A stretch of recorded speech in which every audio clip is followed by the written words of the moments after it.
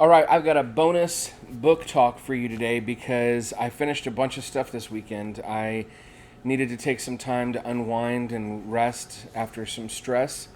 And so I finished a book I've been working on forever, and then I read a whole series. So I'm going to actually have two book talks. The first one in this video is about this book right here. So I'm talking about Star Wars Battlefront Twilight Company by Alexander Freed. Now, you may be familiar with Star Wars Battlefront because it's a very popular video game. And actually, there was some drama kind of surrounding, I believe, the second volume, Battlefront 2. And I own one of these games. I don't honestly know if it's Battlefront or Battlefront 2. I've played it a little bit. My son and I have played it, but it's a good game. But I really enjoyed this book, and I'll tell you, it took a little bit for me to get into. It was kind of something I was doing in between doing other things. I was listening to it both on audiobook and picking it up in book form in the evening, and I really, really, really enjoyed it. But it's also a book that's hard to enjoy because it is a book that is very much about how horrible, how horrific war is.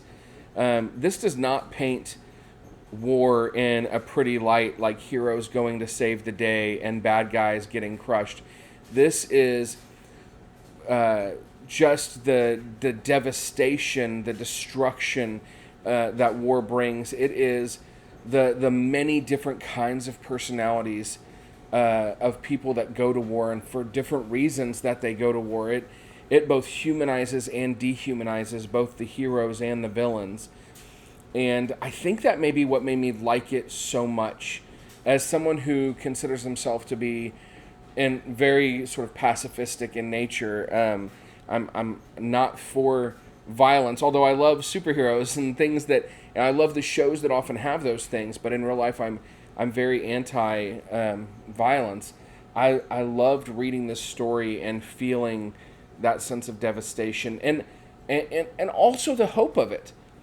You know, what are we fighting for? There is a hope there as well. So if you're interested in stormtroopers versus rebels, if you're interested in the devastation of war, if you're interested in a very well-written story of, frontline Star Wars battles, I recommend this. I will say, if you love all the other stuff of Star Wars, like Darth Vader, he makes a cameo. Spoiler alert, it's not really a spoiler.